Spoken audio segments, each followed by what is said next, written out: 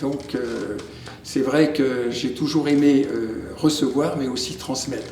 Et transmettre l'arbitrage, c'est transmettre le judo. Et puis, bien sûr, ce qui est très très important, c'est que les arbitres, mais également donc, les hauts gradés, puisque je suis également haut gradé, c'est de pouvoir transmettre ce que l'on aime. Et on ne peut pas transmettre ce que l'on ne ressent pas. Et l'arbitrage, pour moi, m'a apporté tellement que j'avais envie un petit peu de transmettre ce que ça m'a apporté au niveau des jeunes. Donc on a créé une école des jeunes à partir de l'âge de 10 ans, de 10 à 14 ans.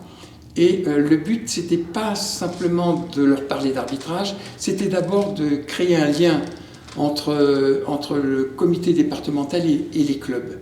Donc on a demandé à tous les professeurs de pouvoir nous confier leurs enfants pour qu'on puisse faire du judo et à travers le judo, peut-être transmettre de l'arbitrage.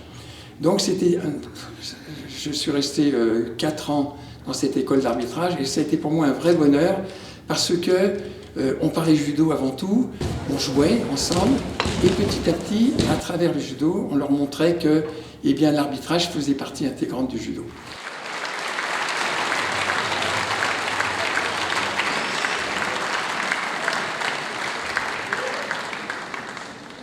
Alors je pense que les qualités pour devenir un bon arbitre, c'est un ensemble. Il faut bien sûr des qualités techniques parce que si on ne connaît pas bien assez le judo, on passe à côté de plein de choses. Donc il faut avoir de bonnes qualités techniques qui s'acquièrent en club, qui s'acquièrent aussi en faisant de l'arbitrage, en découvrant des techniques qu'on n'a pas forcément connues avec nos professeurs. Il faut avoir aussi l'esprit critique, c'est-à-dire tout le temps se remettre en question, discuter avec les autres arbitres, discuter aussi avec les professeurs sur certaines situations. Parce que l'arbitre, c'est le garant des règles. Voilà, c'est un ensemble.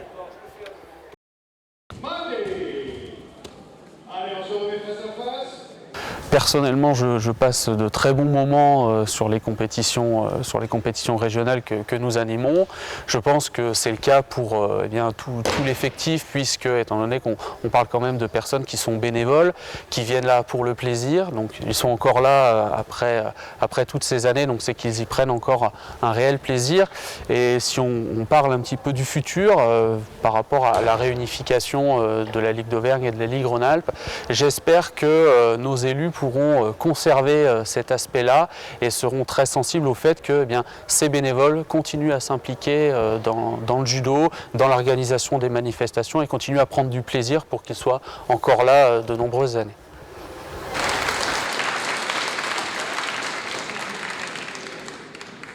Voilà, je crois qu'un haut gradé, c'est quelqu'un qui a le sens de la générosité, qui sait donner. Le judo, c'est un petit peu ça, c'est de savoir donner. Le parcours d'un judoka haut gradé est un long chemin. Il faut savoir que pour devenir ceinture noire, il est nécessaire de pratiquer 7 à 10 ans le judo.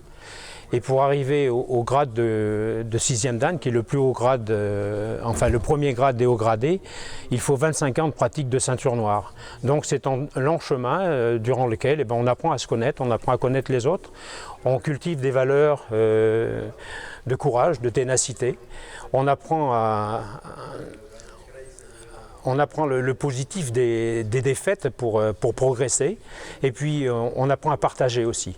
Je crois que le judo, c'est un sport d'entraide. Tout seul, on ne peut rien faire. Donc il faut au moins être deux. Et pour recevoir, il faut savoir donner.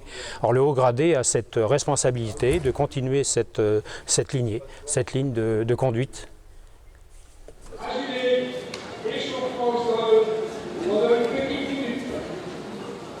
Les Auvergnats sont quand même très accueillants, je trouve. Ils sont assez généreux, même si on ne dit pas toujours cela d'eux, mais en fait ils m'ont vraiment donné, je pense, quand ils ont confiance, en fait ils donnent d'excellentes conditions de travail. Ça c'est vraiment ce que j'en retiens. Et alors vraiment en Auvergne, c'est ce qui a été facile pour moi, ils sont simples les gens et du coup c'est facile de travailler avec eux. Aujourd'hui je pense que je ne suis pas auvergnate mais je connais quand même beaucoup de monde et que j'apprécie énormément.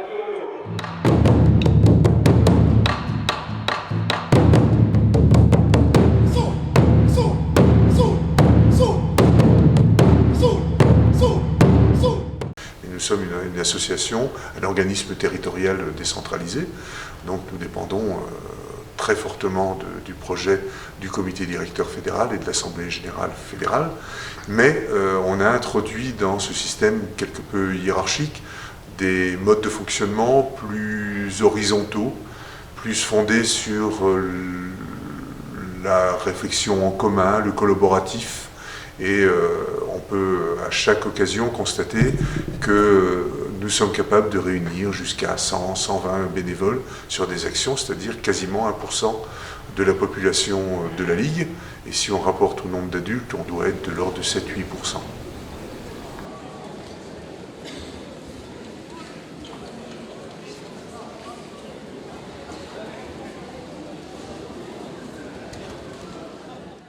Je rappelais que pour qu'une ligue puisse évoluer, il faut tout d'abord qu'elle ait été fondée. Elle a été fondée en 1949, changée de nom en 1954, qu'une liste de présidents de ligues se sont succédés jusqu'à mon arrivée en 2001.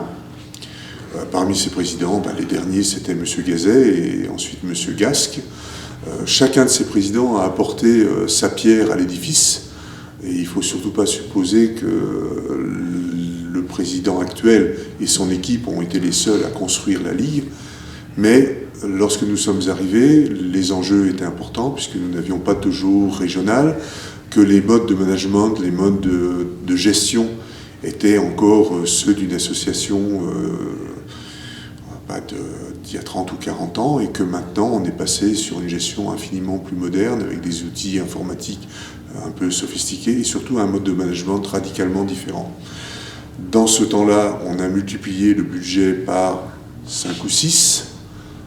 Alors le budget, c'est pas très important, mais c'est révélateur du niveau d'activité qu'on a pu atteindre. On a obtenu un dojo régional qui lui aussi a été une étape extrêmement importante, étape qui nous a amené aussi à une collaboration très forte avec nos amis de la lutte ou du tennis de table et du karaté. Et puis on a essayé d'introduire des modes de management vraiment différents, bien qu'insérés dans le tissu fédéral. Nous travaillons moins sur quelque chose de vertical que sur un fonctionnement horizontal avec une mise en synergie des énergies, des intelligences des uns et des autres. Et le président dans cette affaire est plus un coordonnateur ou un, je ne sais pas comment dire, un incitateur peut-être, que le chef. Même si parfois il faut prendre des décisions difficiles et que c'est quand même à lui de le faire. Pour cela, nous avons obtenu l'année dernière, 2015, le trophée TPS Conseil du meilleur manager acteur du sport de l'année.